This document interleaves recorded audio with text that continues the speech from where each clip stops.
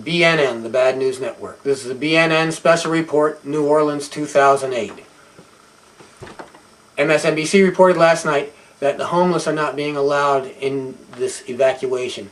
We've been told that everyone has to evacuate as a mandatory evacuation, but homeless people are picked up, they're taken to these buses, and then they show their IDs, which do not indicate a permanent residence, so they're not allowed on the bus. Meanwhile, they're told by the mayor and others that if they're on the streets, they'll be arrested, and that there are no shelters. Only 1/3 of the billions that were appropriated for the levee repair has been spent. It was just a few months ago reported that the levees were not as high as they were at the time of the Katrina disaster. The Bush administration has announced plans to build a 100-year floodgate.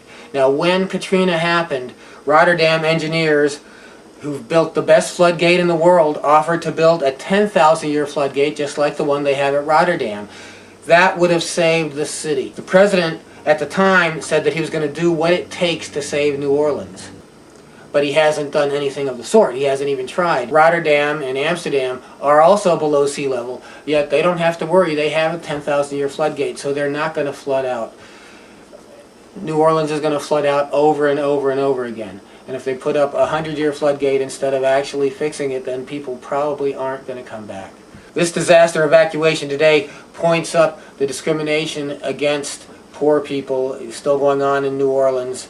People are urged to flee. They're told they have to flee. This is the end of the month. It's the worst time to be poor. People cannot afford to go very far out of town, so the highways are strewn with broken down cars, people whose cars weren't in shape to go and people who couldn't afford to leave. And now there they are, out of gas or with their cars broken down, and there's that just adding to the disaster, making more of a problem. Meanwhile, there are thousands of troops and Blackwater people that have just come there from war zones, and where many of them have been accused of killing civilians. They're there with their military weapons, guarding property against Americans. Blackwater is profiteering from this disaster the same way they profiteered from the war. Shortly after the New Orleans disaster 3 years ago, Blackwater troops were on the streets of New Orleans, and some of the people were starting to come back.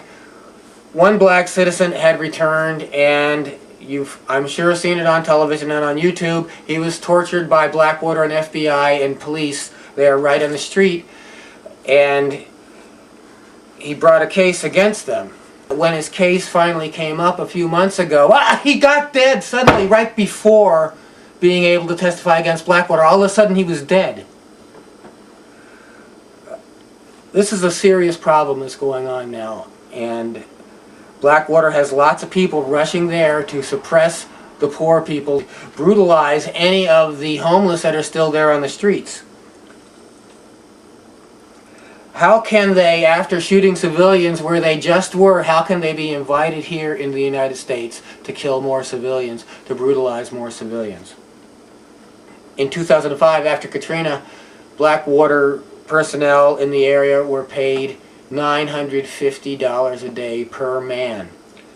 Those funds could have been used to help these people gas up their cars to get out of town, if that's really important. Although 115-mile-an-hour winds, I mean, I have to say, I myself have ridden out at least 20 storms when I lived in Florida that had 115-mile-an-hour wind. Where they really needed to get away from are the flooded areas, but I don't believe that anyone should have had to go to Kentucky or New Mexico. That's ridiculous. That's wasting the government's money, evacuating people much further than they needed to go.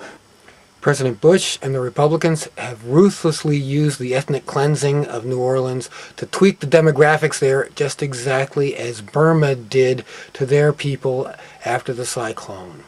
Congress should impeach President Bush immediately for the destruction of New Orleans, and Senator Obama should stop blocking that impeachment immediately.